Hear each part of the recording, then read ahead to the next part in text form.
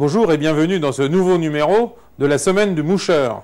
Vous le savez, vous êtes passé par là, le premier tracas du débutant pêcheur à la mouche, c'est de choisir le bon matériel. Alors le premier truc difficile, c'est comment faire pour acheter une bonne canne.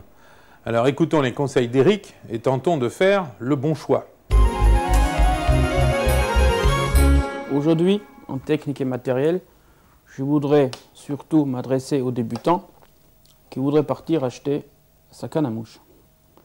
Car il faut quand même faire attention d'acheter le matériel adéquat à son physique, à son mental et à sa pêche souhaitée.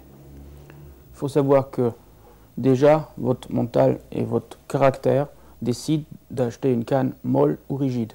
Donc quelqu'un qui est très lent a besoin d'une canne qui est plus souple, et quelqu'un qui est vraiment quelqu'un de très dynamique, de très fort, a besoin d'une canne plus rigide, premièrement.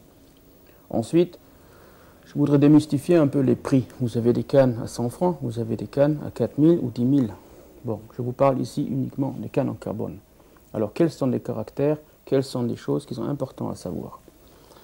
Premièrement, que vous achetez une canne en 4 brins, donc toute petite, avec des petits morceaux, ou si vous achetez une canne en 2 brins, ça n'a aucune différence au rapport à la qualité de la canne. La technologie aujourd'hui fabrique des cannes en 4 brins aussi bien que cela en 2 brins. Deuxièmement, il faut savoir que vous avez des paramètres qui sont importants. Premièrement, c'est la poignée. La poignée qui est donc soit cigare comme ici, ou tulipe ici. Donc la tulipe, on la tient avec le pouce, et la cigare, on la tient comme je le fais moi, le lancer autrichien avec l'index. Donc déjà, il ne faut pas acheter une ou l'autre pour l'autre ou l'autre. Ensuite, on voit de suite la qualité d'une canne au rapport à son liège. Si le liège est très bien pensé, très fin et qui n'a pas des gros trous au milieu, c'est que c'est une canne de qualité. Ensuite, la chose importante à savoir, c'est immédiatement de la réunir, les 2 morceaux ou des 4 ou 5. Après la poignée, donc immédiatement, on remonte la canne. On regarde le porte-moulinet qui peut être en bois précieux, donc forcément avec des jolies bagues nickel-argent, ou qui peut être en plastique toute simple, donc c'est une valeur de prix. Mais qu'est-ce qui compte surtout pour vous, c'est pas qu'est-ce qu'il y a autour, c'est qu'est-ce qu'il y a dedans. Alors on la prend dans la main et on fait déjà un constat de poids. On voit de suite si la canne plombe vers le bas. Si la pointe vous paraît lourde, la canne n'est pas bonne. La canne, elle est fine devant et gros derrière. Et donc, elle ne doit pas avoir le poids que ça plombe vers devant. Si elle plombe, je vous la déconseille. Ensuite, la chose qui est importante, c'est que vous allez voir l'action. Donc pour ça, on ne fait pas comme on voit souvent. Ça ne sert à rien du tout. On prend la canne, on fait tac, une fois. Tac, et elle doit s'arrêter immédiatement. Si la pointe, avec ce geste, continue à bouger, c'est une canne qui est complètement dépassée et qui n'est pas logique. Vous allez immédiatement sentir jusqu'où elle plie, est-ce que jusqu'au ici, donc elle est souple, jusqu'au milieu, elle est moyenne, ou est-ce qu'uniquement la pointe va bouger. Donc là, vous avez la première chose. Ensuite, vous allez vérifier immédiatement les anneaux. Alors, vous allez voir, est-ce qu'ils sont bien alignés? Oui, c'est bien. Ensuite, vous allez regarder des ligatures. Vous allez voir immédiatement si le vernis est bien appliqué ou s'il y a même des gouttes de vernis à l'intérieur des anneaux. Donc si vous avez le vernis qui est à l'intérieur des anneaux, et quand vous allez mettre votre soie et quand vous avez lancé, ça va bousiller votre soie dans la première semaine de pêche. C'est nul. Il faut que ça soit bien verni et que les anneaux soient bien mis. Ensuite, il faut penser que vous avez aussi un emballage. Donc vous avez une housse. Et si vous avez des cannes de valeur, vous avez même des tubes qui peuvent être luxueux comme celui-là, en cuir et en tissu ou en aluminium, pour que votre canne soit bien protégée lors de votre voyage. Nous allons ensuite voir dans une autre émission l'action, comment elle marche, etc. Des choses plus détaillées. Vous le savez, maintenant dans la semaine du moucheur, on pense qu'il faut bien sûr avoir du bon matériel, mais qu'il faut surtout bien connaître la rivière, les poissons, leur environnement, comment ils vivent, comment les insectes vivent et se reproduisent. Et donc, voyons tout de suite la rubrique « L'environnement du pêcheur ». Aujourd'hui, dans l'environnement du pêcheur, je voudrais vous parler des larves d'éphémères. Nous sommes ici au bord d'une rivière de moyenne montagne au mois de mai. Tout le monde sait que le mois de mai, c'est quand même un des mois les plus beaux, les plus magnifiques pour la pêche à la mouche. Et il faut savoir qu'est-ce qu'on ramène comme modèle de mouche au bord de l'eau pour prendre des truites. Pourquoi le mois de mai nous intéresse particulièrement? Premièrement, en principe, la végétation des berges a repris, la température de l'eau après les fontes de neige est devenue bonne pour la truite, donc au-delà de 8 ou 9 degrés. Et on a surtout beaucoup d'insectes aquatiques qui arrivent à leur maturité et qui vont faire des éclosions, notamment des éphémères, qui vont mettre nos truites dans leur poste préféré pour gober les éphémères. Mais il faut savoir que toute mouche que vous utilisez flottant en subsurface comme émergente ou en surface comme subimago ou en surface comme spent prend son début de vie dans l'eau. Donc les éphémères, comme on sait bien, qui ont un cycle de vie de 1 an, incomplète, donc pas de stade de chrysalide, vivent pendant 11 mois et 3 semaines en gros, dans le substrat, des cailloux, des galets, dans l'eau, comme vous voyez la rivière derrière. Il faut savoir que, comme dans tous les animaux et aussi toutes les plantes sur Terre, nous avons des spécialistes pour tout endroit dans la rivière qui correspond à leur biologie, à leur écologie. Il y a donc des niches écologiques dans chaque rivière qui sont habitées par des types de larves d'éphémères spécifiques. Commençons en haut. Quand on a une rivière en haute montagne, il y a beaucoup de pentes, donc la rivière creuse beaucoup, donc le petit sédiment est emporté. Donc nous avons des spécialistes qui sont dans des gros galets. Ce sont des larves pétricoles ou clingers, comme ils disent les Américains, donc ils sont accrochés contre le courant sous des gros galets. Nous avons à peine en dessous la grande famille des larves nageantes. Donc ce sont des larves qui sont dans des courants moyennes. On a donc un sol qui est avec des graviers de taille d'œuf jusqu'à à peu près 2-3 cm. Donc là on a des larves qui peuvent se déplacer en nageant. Et on a ensuite plus bas où le courant devient plus faible, deux types de familles. Donc une qui marche sur le substrat qui là est très doux, très mou, c'est la vase, c'est du sable. Et donc il marche dessus, donc ça sont des rampantes. Et ensuite on a aussi sur les mêmes endroits, notamment où le substrat est mou, nous avons des larves qui sont des fouisseuses qui sont enfouies dans le sol. Donc pour vous dire un truc, nous avons donc en haute montagne des larves plates qui sont type March Brown. Nous avons ensuite des nageantes qui sont plutôt type Baetis, Baetidae, donc petites larves de 8 mm à 12 mm, et des ignita, donc Ephemerella ignita. Nous avons ensuite sur les endroits qui sont calmes des rampantes comme des Leptophlebia, Paroleptophlebia ou Siphonurus. Et nous avons ceux-là qui font des trous, donc qui sont fouisseuses, qui sont la Danica, donc Ephemera danica, la mouche de mai, la célèbre mouche de mai. Et dans des rivières de plaine comme la Garonne, la Dordogne, nous avons des mannes qui sont en éclosion en septembre. Donc il faut savoir que si on est dans ces biotopes, on met ici aujourd'hui un peu de courant, peu de courant, presque pas de courant. On va ramener surtout les larves nageantes, donc des Baetidae, des imitations de 16, hameçon 16, et nous allons réussir. Alors ne me dites pas que vous revenez de la rivière et que vous avez vu des gros gobages avec des grosses truites qui faisaient des gros sploufs, parce qu'il se pourrait bien que ce soit la mouche que l'on va vous apprendre à monter. Alors regardez bien et retrouvons-nous tout à l'heure.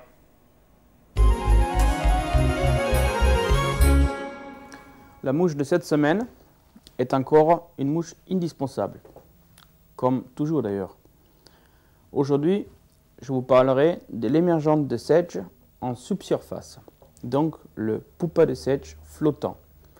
Qui n'a pas vu des gobages bruyants parsemés sur la rivière plus ou moins réguliers et sans voir aucun insecte dériver et les truites se nourrir quand même? Ben écoutez, c'est très simple. Ce sont des pupas de Sedge qui sont collés en dessous de la surface, qui sont en train de dériver pendant très peu de temps parce que l'éclosion se fait très rapidement. des truites sont en train de se nourrir de ce mouche-là. Et aujourd'hui, je vous montre comment on la monte et vous allez ensuite prendre des poissons avec. D'abord, voyons au tableau blanc comment elle se fait.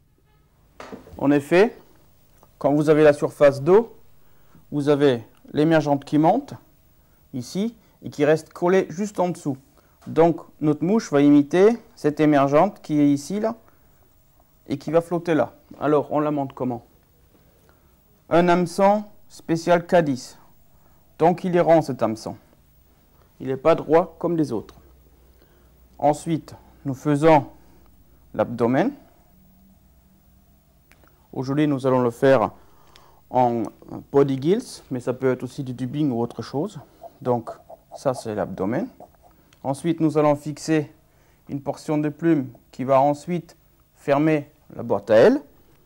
Le thorax va être fait avec du dubbing. Dubbing d'oreille de lièvre pour avoir une grosse matière. Ensuite, on va faire des pattes en dessous, en pierrerie gris. Et on va mettre des deux antennes en arrière avant de renfermer le thorax et faire la boîte à ailes. Donc, voilà la mouche comme elle se représente. Voyons maintenant qu'est-ce qu'il faut comme matériel et comme matériaux pour la réaliser. Comme matériel, il n'y a pas de surprise. Il faut un étau qui tient bien votre hameçon. Ensuite, l'outillage, un porte-bobine qui tient votre fil de montage. Un passe-fil ou enfileur si jamais il vous arrive de casser votre fil en cours de montage. Une paire de ciseaux pour les travaux délicats, courbés, fins. Une paire de ciseaux pour couper des grosses portions de plumes ou du lest. Ensuite, une pince à hacle si jamais on fixe une plume de coque. Dernièrement, une aiguille à dubbing pour fixer la goutte de vernis à la fin. Voyons maintenant les matériaux qu'il nous faut pour fabriquer cette mouche. D'abord, les hameçons. Donc, je vous ai parlé bien tout à l'heure d'une forme bien particulière qui est la forme K10. Donc, on voit bien que l'hameçon est déjà construit pour imiter parfaitement la larve qui monte en surface, qui est recroquevillée quelque part. Donc cet hameçon va donner un maximum de ressemblance à la vie réelle, à votre mouche. Ensuite, on a du body gills. Du body gills, c'est un matériel qui a été inventé par les Allemands, donc par Rudi Heger, et qui existe en toutes les coloris que vous voulez, et qui peuvent imiter toutes sortes de larves et toutes sortes de mouches, tout simplement. Moi, je vais utiliser aujourd'hui, pour imiter une larve de Rhiacophila, la couleur verte. Il faut savoir que quand vous achetez ce produit, il faut le partager en deux. Parce qu'il y a des deux côtés où il y a des microfibres qui font bien l'aspect extérieur du corps avec des branchies, et l'intérieur va vers l'hameçon. Si vous prenez le tout, c'est trop épais. Donc on tire, et on le partage en deux, et on a 2 fois la quantité pour faire une mouche.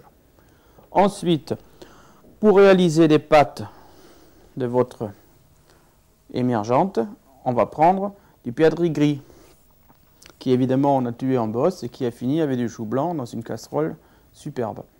Ici, c'est toujours le même faisan, j'en ai pas eu d'autres depuis, pour faire les 2 antennes. Et en fait, pour finir, c'est un Oak Turkey, donc des Ozark Mountains, donc à côté de Springfield, que nous avons tiré à l'arc et que nous avons fumé. Et donc ici, c'est la queue qui reste. Et je vous fais voir que ici, elle est vernie pour faire la boîte à ailes. Donc vous voyez bien, c'est une mouche qui est quand même bien goûteuse et qui nous fait beaucoup de plaisir avant de prendre des truites qui seront eux aussi fumées. Mettons-nous à l'étau maintenant pour la réaliser. Comme d'habitude, nous commençons par un roulement vers le bas, en arrière de l'hameçon. Ensuite, nous prenons le body gills et nous coupons dedans une bande d'à peu près 3 mm de large et de 6 ou 7 cm de long. Avant de la fixer, nous taillons en pointe l'arrière pour bien fixé et pas faire un boudin au bout. Une fois fixé, nous revenons en avant à 2/3. Et nous laissons en attente notre fil de montage. Nous enroulons notre body gills qui forme à merveille un abdomen segmenté et aussi en imitant parfaitement des branchies de cette émergente. Arrivé devant, les 3 roulements qui fixent l'abdomen, on coupe l'excédent. Voilà déjà un corps magnifique. Maintenant, la logique veut que nous incorporons le dindon fumé, donc la queue du dindon des Ozark Mountains, qui va faire la boîte à ailes. On les met dessus, on le fixe bien et on attend. Maintenant, pour former le thorax, nous utilisons du Hare's Ear plus dubbing, aussi olive foncé, pour faire une boule qui imite vraiment le thorax. Maintenant, des pattes, donc le petit perdreau gris de Beauce, d'un champ de betterave. On prend des fibres, on coupe l'excédent et on le fixe en dessous. Et voilà, les pattes sont mises. Maintenant, la chose, la dernière, importante pour ce montage, ce sont des fibres de notre faisan qu'on met à droite et à gauche avec une longueur bien dépassant la taille de l'hameçon. Donc ça c'est fixé, on voit bien aussi. Et bon, avant de refermer la boîte à ailes, nous coupons l'excédent. Maintenant, pour fermer la boîte à ailes, il faut replier la plume du dindon.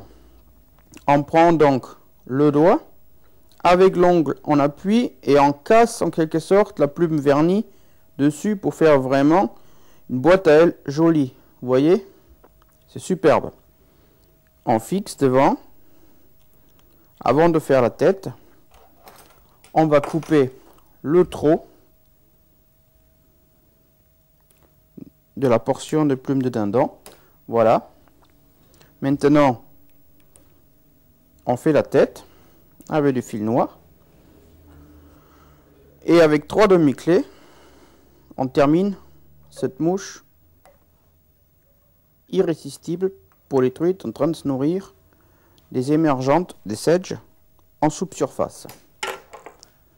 Dernière chose, la goutte de vernis, aussi un peu sur le carapace pour la rendre plus résistante, nettoyer l'œillet et la mouche est faite.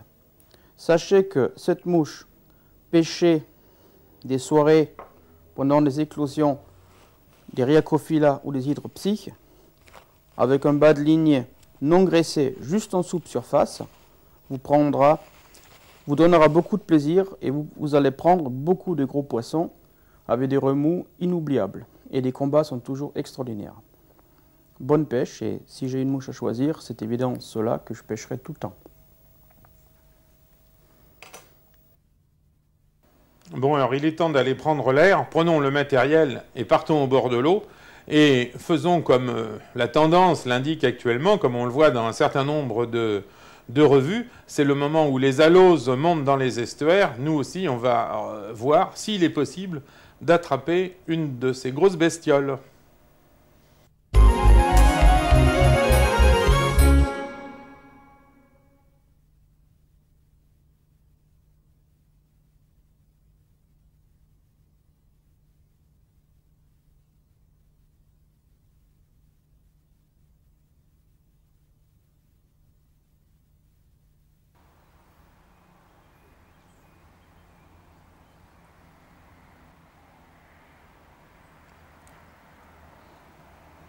Aujourd'hui, dans Technique de pêche et coin de pêche, nous nous trouvons sous la nivelle, en aval, et 5 pieds sur nivelle. Donc en fait, à peu près entre Saint-Jean-de-Luz et Saint pieds sur nivelle. D'habituellement, nous pêchons en France et en Navarre des truites, des ombres et autres salmonidés.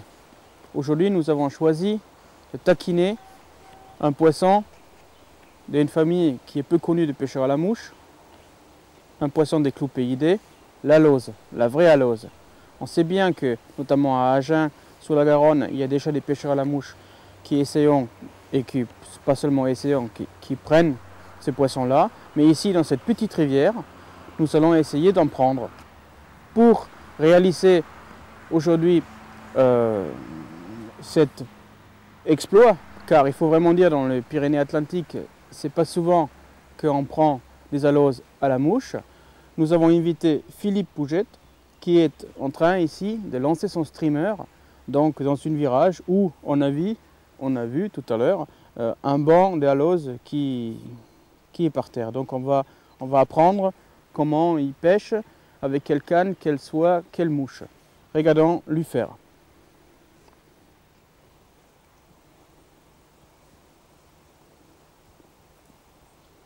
On remarque immédiatement une canne puissante, soit numéro 8, avec un talon de combat en carbone bien évidemment, d'une longueur de 9 pieds.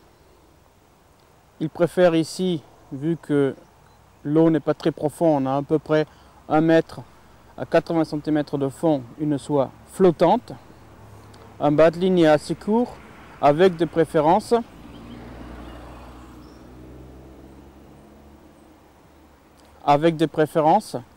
une pointe en 30 centièmes, si ce n'est pas 35 centièmes. Le leurre, donc ici il ne faut pas parler de mouche, mais de leurre, consiste à un streamer qu'il a monté lui-même, à lesté par une petite bille dorée ou d'un petit plomb, une chevrotine de plomb. Des couleurs, comme on sait bien, qui attirent les aloses, sont des couleurs jaune, argenté et orange. Voyons s'il peut faire bouger un poisson.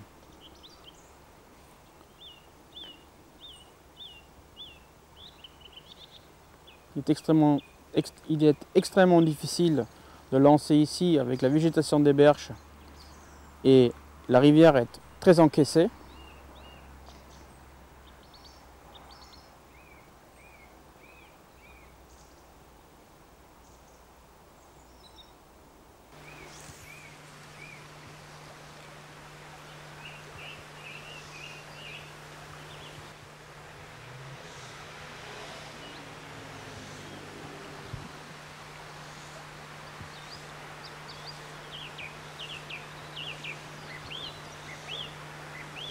J'ai remarqué l'an dernier, elle montait pas sur le reste, une petite touche jaune. Oui. Et la mouche là, elle n'a pas marché, pourquoi? Je sais pas, soit elles sont pas encore en activité, soit elles n'ont pas décidé de... Ça fait que très peu de temps qu'il monte là. Ouais, elle vient tout juste de remonter un peu sur la rivière. Donc, sinon, tu as ça en noir aussi, avec des yeux, avec un petit queue de twist derrière. Un petit tag fluo-phospho. Mais je pense que tu as l'orange aussi, tu as le vert aussi. L'orange. Mais oui, tu as déjà des chevrotines devant. Ouais, c'est tombé déjà. Il faut pêcher près du fond ou plutôt... Tout dépend, là comme c'est un peu en début de soirée, il faut pêcher près du fond pour essayer de les faire remonter. Après en soirée, comme elles tournent, les mâles commencent à courser les femelles, elles montent plus près de la surface, donc on peut les pêcher beaucoup plus en surface. Donc en fait c'est plutôt, on l'agace plutôt le mâle avec voilà. notre teaser là pour qu'il prépare... Voilà. Ils sont beaucoup plus agressifs que les femelles. Ceci dit, les femelles ont leur moment d'agressivité aussi. Mais les mâles sont beaucoup plus mordeurs que les femelles.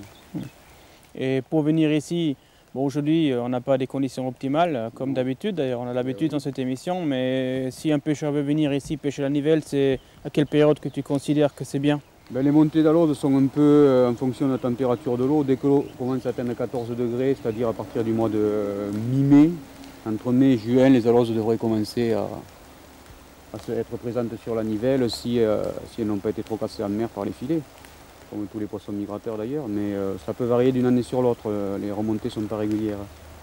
Mais à partir de la mi-mai, on peut espérer commencer à toucher des aloses. Donc en fait, si aujourd'hui on n'en prend pas, on se retrouvera ici dans quelques temps et on en prendra à coup sûr. À coup sûr, oui, on peut en prendre, oui, ça, sans problème. Bon mais écoute, tu vas quand même essayer de nous en prendre une On va essayer. et on verra. On va voir ça.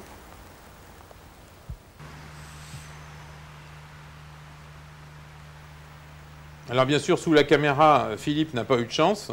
Il s'est mis à pleuvoir aussitôt. Nous, on est rentrés à l'abri. Mais c'est promis, une de ces prochaines fois, on va en attraper. À bientôt.